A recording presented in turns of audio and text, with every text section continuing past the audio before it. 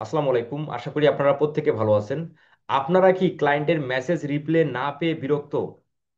বারবার সিদ্ধান্ত নিচ্ছেন আপনি আর আউট অফ মার্কেট প্লেসের ক্লায়েন্টদেরকে আউটরিচ করবেন না। আমি আপনাদের আজকে এমন একটি স্ট্র্যাটেজি শেয়ার করব যে স্ট্র্যাটেজি ফলো করলে আপনারা রিপ্লে না করা ক্লায়েন্টও আপনাকে রিপ্লে করতে বাধ্য থাকবে। আপনাদের প্রত্যেকের সমস্যার সমাধানটির ওষুধের নাম হচ্ছে মেসেজ ফলো আপ স্ট্র্যাটেজি। আমরা প্রপারলি জানি না যে আউট অফ মার্কেট প্লেস থেকে ক্লায়েন্টের রিপ্লে শতভাগ যদি আপনি পেতে চান, তাহলে আপনাকে ফলো আপ স্ট্র্যাটেজি মেনে চলতে হবে। আর ক্লায়েন্ট হান্টিং বা ক্লায়েন্ট আউটরিচের ক্ষেত্রে কতটুকু গুরুত্বপূর্ণ ভূমিকা পালন করে এই মেসেজ ফলো আপ স্ট্র্যাটেজি, আসেন আমরা এই বিষয়টা A to Z বোঝার চেষ্টা করি, এবং এটার সমাধানও আপনি আমার কাছ থেকে পাবেন। আপনাদের ফলো আপ মেসেজের লিস্ট দেওয়ার আগে আমি আপনাদের আগে এটা বোঝাই যে ফলো আপ জিনিসটা কি, এবং আউট অফ মার্কেট প্লেসের ক্লায়েন্টের রিপ্লে শতভাগ পাওয়ার জন্য ফলো আপ স্ট্র্যাটেজি কি ধরনের ভূমিকা পালন করে। এই বিষয়টা আসলে আমাদের প্রত্যেক ফ্রিল্যান্সারের বোঝা উচিত বা জানা উচিত।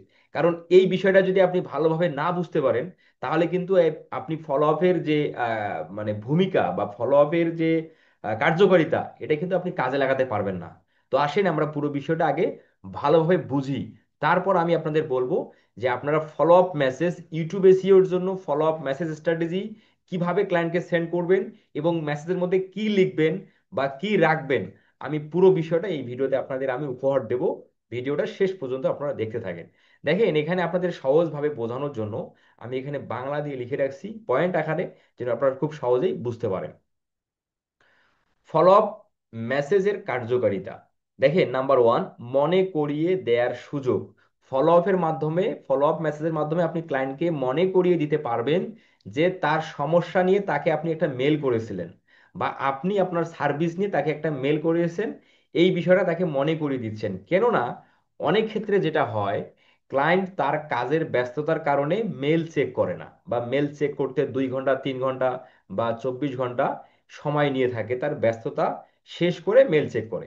এখন আপনি মেল করছেন, আপনার মেল করার পর আরো অনেকেই মেল করছে, বা অনেক তার তার বিজনেস পার্টনার হোক বা তার রিলেটিভ হোক, তাকে মেল করছে। এখন আপনার মেলটা নিচে পড়ে গেল, যার ফলে কি হয়, ক্লায়েন্টের আপনার মেলটা দেখতে পেল না। এখন না দেখতে পারার যেটা হয়, ক্লায়েন্ট আপনাকে রিপ্লে করে না। কিন্তু আপনি যখন তাকে যদি ফলো আপ করেন, 2 থেকে 3 দিন 4 দিন পর তাকে যখন আপনি ফলো আপ মেসেজটা দিবেন, সেই ফলো আপ মেসেজের মাধ্যমে তাকে আপনি মনে করিয়ে দিচ্ছেন যে আপনি একটা মেসেজ তাকে করেছিলেন তার সমস্যার সমাধান নিয়ে, বা আপনি আপনার সার্ভিস নিয়ে, বা আদার্স অন্য কোনো বিষয় হতে পারে, বা অন্য কোনো সার্ভিস রিলেটেডও হতে পারে। তো এই ফলো আপের মাধ্যমে আমরা ক্লায়েন্টকে মনে করিয়ে দেওয়ার সুযোগটা সৃষ্টি করে নেই। ঠিক আছে। 2 নম্বরে কার্যকারিতা দেখেন, যে প্রফেশনালিজম দেখায়। যে অনেক সময় হয় কি, ধারাবাহিক যোগাযোগ দেখায় যে আপনি দায়িত্ববান ও পেশাদার। যে একজন দায়িত্ববান ফ্রিল্যান্সার ক্লায়েন্টের সমস্যা নিয়ে একটা সমাধানের নোটিশ দিয়েছে। এখন আর এই সমাধানটা, আপনি একজন দায়িত্ববান ফ্রিল্যান্সার হওয়ার ফলে ক্লায়েন্টকে আপনি আবারও মনে করিয়ে দিচ্ছেন যে তোমার সমস্যার সমাধানটা তুমি এভাবে এভাবে করো, বা তোমার বিজনেসের গ্রোথ তুমি এভাবে এভাবে করো। এই বিষয়টা তাকে কি আপনি আবারও মনে করিয়ে দিচ্ছেন। এটা হলো একজন পেশাদার ফ্রিল্যান্সার বা দায়িত্ববান ফ্রিল্যান্সারের মধ্যে পড়ে। আর যারা পেশাদার বা দায়িত্ববান ফ্রিল্যান্সার না, তারা ক্লায়েন্টকে একবার মেল করবে বা একবার একবার নোটিশ করবে, সেই নোটিশই শেষ। তো এই ফলো আপ স্ট্র্যাটেজির মাধ্যমে প্রফেশনালিজম যে বিষয়টা, সেটা কিন্তু প্রমাণ করে। তাহলে আমাদের দেখেন যে ফলো আপ মেসেজ ক্লায়েন্টকে করা কত ইম্পর্টেন্ট একটা আউট অফ মার্কেট প্লেসের ক্লায়েন্টের কাজ পাওয়ার জন্য বা প্রজেক্ট শতভাগ পাওয়ার জন্য। আচ্ছা, আরো যেটা হয়, কনভার্সন বাড়ায়, কনভার্সন বৃদ্ধি করে। বিষয়টা কিরকম, যে স্ট্র্যাটেজিক্যালি অনেক সময় থার্ড বা সেকেন্ড বা third follow up client reply দেয়। অনেক ক্ষেত্রে যেটা হয় যে ক্লায়েন্ট টানা কয়েকদিন ধরে ব্যস্ত, যার ফলে সে আপনাকে রিপ্লে করতে পারতেছে না বা রিপ্লে করে নাই। আপনি প্রথম মেসেজ দিয়েছেন, তারপরে 3 দিন পর বা 2 দিন পর আপনি তাকে সেকেন্ড ফলো মেসেজ দিয়েছেন, সে তখনও রিপ্লে করে নাই, কারণ তার ব্যস্ততা শেষ হয় নাই। সে থার্ড ফলো আপ যখন আপনি তাকে করলেন, তখন তারা রিপ্লেটা করে। এই অনেক ক্ষেত্রে ক্লায়েন্ট কিন্তু রিপ্লে আমরা এভাবেও পাই।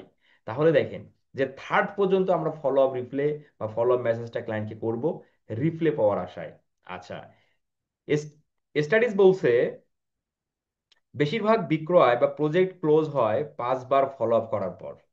অনেক ক্ষেত্রে যেটা হয়, অনেক ক্ষেত্রে যেটা হয় 4 থেকে 5 বার মেসেজ ফলো আপের মাধ্যমে একটা প্রজেক্ট সম্পূর্ণ বা একটা প্রজেক্ট ডিল হতে পারে, এই ধরনের সম্ভাবনা কিন্তু থাকে। তো এই যে বিষয়গুলো আমি এখানে লিখে রাখছি, এটা কিন্তু আমার মনের কোনো কথা না। এটা হচ্ছে যে বিভিন্ন ওয়েবসাইট থেকে ফলো আপ মেসেজের গুরুত্বপূর্ণ ভূমিকা কি সেগুলো কালেক্ট করে কিন্তু আমি এখানে রাখছি আপনাদের বোঝানোর জন্য, যে ফলো আপ জিনিসটা আমাদের কেন ক্লায়েন্টের রিপ্লে পাওয়ার জন্য আমাদের ফলো করতে হবে, বা আমাদের কেন এই বিষয়টা নিয়ে আমাদের আগাতে হবে, বা সামনে আমরা ক্লায়েন্টদেরকে এই ফলো আপ স্ট্র্যাটেজির মাধ্যমেই আমরা ক্লায়েন্টের শতভাগ রিপ্লে পাওয়ার চেষ্টা করব। এরপরে যেটা হয়, ইন্টারেস্ট গেস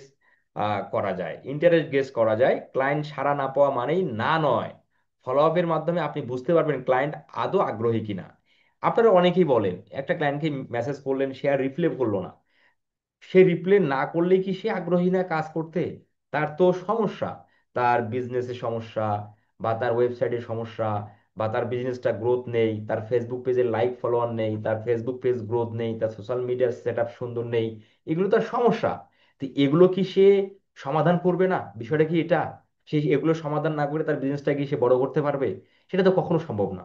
তাহলে আপনি ওই ক্লায়েন্টটা, ওই সমস্যাযুক্ত ক্লায়েন্টটার, তার সমাধান নিয়ে সে আগ্রহী কিনা সেই সমাধানগুলো, সেই সমস্যাগুলো সমাধান করতে, এটা আপনি বুঝতে পারবেন এই ফলো আপ মেসেজের মাধ্যমে। আপনি একবার মেসেজ করেই তাকে, তার সম্পর্কে আপনি নেগেটিভ আইডিয়া নিতে পারেন না যে ক্লায়েন্টটা কাজ করতে আগ্রহী না।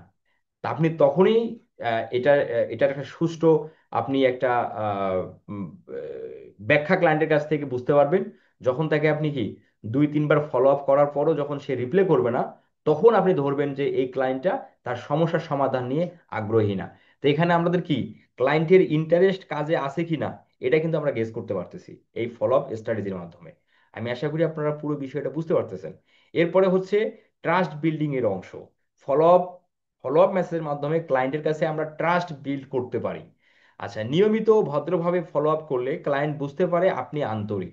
আপনি যখন একই ব্যক্তিকে তার সমস্যা নিয়ে সমাধানের জন্য যখন আপনি তখন মেসেজ করতেছেন, দেন মেসেজ করার পর আপনি তাকে মনে করিয়ে দিচ্ছেন, আবারও মনে করিয়ে দিচ্ছেন, ক্লায়েন্ট কিন্তু যখন আপনার এই মেসেজগুলো যখন ক্লায়েন্ট পুনরায় দেখতে পারবে, তখন কিন্তু ক্লায়েন্ট ভাববে যে আপনি একজন আন্তরিক পার্সন। আর সেই সাথে এটি আপনাকে লং টার্ম রিলেশনশিপ গড়ার সুযোগ দেয়। তাহলে আমরা প্রত্যেকেই বুঝলাম যে ফলো আপ স্ট্র্যাটেজির গুরুত্বপূর্ণ ভূমিকাগুলো কি কি। আমরা যারা একটা ক্লায়েন্টকে মেসেজ করে যারা ক্ষান্ত থাকি, মানে স্টপ হয়ে যায়, আমাদের কিন্তু স্টপ হওয়ার সুযোগ নাই। আমাদের ক্লায়েন্টের রিপ্লাই শতভাগ পাওয়ার জন্য আমাদের ফলো আপ স্ট্র্যাটেজি ফলো করতে হবে। এখন আসেন মূল কথায়। মূল কথা হলো যে আপনারা ইউটিউব এসিওর ক্লায়েন্টকে কি ধরনের ফলো আপ মেসেজ সেন্ড করবেন 2-3 দিন পর, এটার আমি কিন্তু একটা লিস্ট আপনাদের দেবো স্টেপ বাই স্টেপ। আপনারা সেই লিস্টটা এই ভিডিওর ডেসক্রিপশনে পাবেন।